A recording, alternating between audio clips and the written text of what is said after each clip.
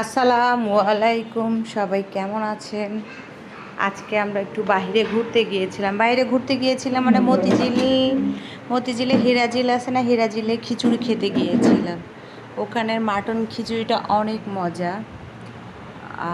ওখানে গিয়ে আমরা অর্ডার করেছিলাম আনিশার জন্য, এটা হচ্ছে চিকেন খিচুড়ি, আর আমার আর আনিশার পাপার জন্য মাটন খিচুড়ি, আর এটা সালাদ। আর আনিশার বাবা বলতেছে এখানে তো ভর্তা আছে, অনেক রকম ভর্তা নাও। আমি বললাম ভাইয়া খিচুড়ির সাথে খাওয়ার মতো কি ভর্তা আছে আমাদেরকে দেন। ওনারা হচ্ছে ভর্তা নিয়ে এসে দিছে। এই ভর্তার মধ্যে একটা হচ্ছে বিফ ভর্তা, মানে আমি বিফ ভর্তা আমি আসলে ফার্স্ট টাইম খেলাম। আর হচ্ছে ধনে পাতা ভর্তাটাও এত মজা ছিল। আমি সাধারণত ধনে পাতাটা খাই না, কিন্তু আজকে আমি ধনে পাতার ভর্তা খেয়েছি। আর হচ্ছে চিংড়ি ভর্তা ছিল।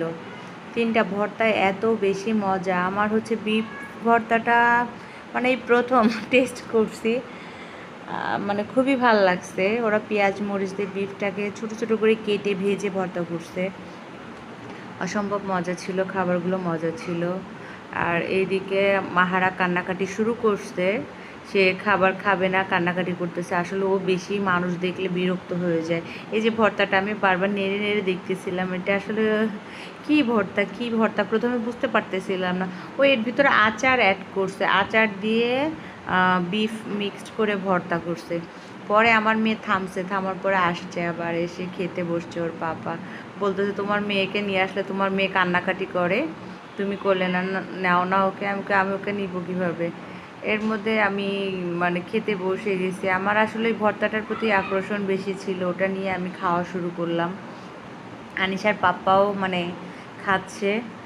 আর আমার মেয়ে খাবার কিছুই খায়নি, সে হচ্ছে কোক দেখছে, এখন কোক খাবে। ও দাদুর বাসায় গিয়েও কোক খাওয়া শিখে আসছে, এখন শুধু কোকই খেতে চাইছে।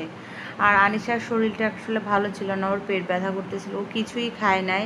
কোক দিলাম, আমার মেয়েটা কোকটাও শেষ করে না। আর এই যে ধনিয়াগুলা দেখতেছেন, এটা আমার অনেক পছন্দের একটা ধনিয়া। আর এদিকে বিলটাও দিয়ে দিছিল, আমি আবার বিলটা একটু ভিডিও করে নিলাম। এটা আমি আসলে যেখানে যাই সেখান থেকে আগে চুরি করে নিয়ে আসতাম কিংবা চেয়ে নিয়ে আসতাম, কিন্তু এটা মোটা মোটা তো ওইগুলো ভাল লাগে না, যেগুলো চিকন চিকন ছোট ছোট ওগুলা ভালো লাগে আমার কাছে। আর মাহারা শুধু কোকের জন্য পাগল, শুধু কোকের জন্য কান্না করতেছে, কোক খাবে সে। বুঝতে পারতেছে না যে কোক খেলে ওর ক্ষতি হবে, ও কোকটার জন্য এত কান্না করতেছে। ওর বাবা বলতেছে মেয়েকে কী শেখাইছে? আমি শেখাই নাই তোমার মেয়েকে, তোমার মেয়েদেরকে শেখানো লাগে না। আনিশাও এরকম কোকের পাগল ছিল, আমিও অনেক পছন্দ করতাম। এখন